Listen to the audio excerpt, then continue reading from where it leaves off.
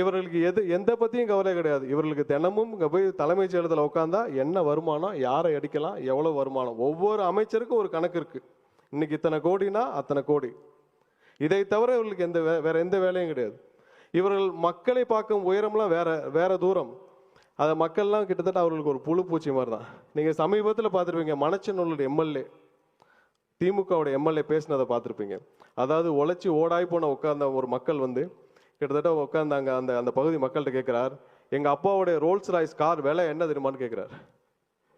அதாவது அவருடைய சம்பந்தப்பட்ட ஹாஸ்பிட்டலில் 200க்கும் மேற்பட்டவருடைய கிட்னி திருடப்பட்டிருக்கு. உங்களுடைய ஹாஸ்பிட்டலில் கிட்னி திருடின ஒரு கொஞ்சம் கூட குற்றவுணர்வு இல்லை. உங்களுடைய நிர்வாகிகள் இத்தனை பேர் இருக்கிற 200க்கும் மேற்பட்ட மக்கள் அவங்களுடைய உடல் உறுப்புகளை இழந்திருக்கிறார்கள், பாதிக்கப்பட்ட கொஞ்சம் கூட ஒரு வருத்தம் இல்லை. அவர் கேட்குறாரு,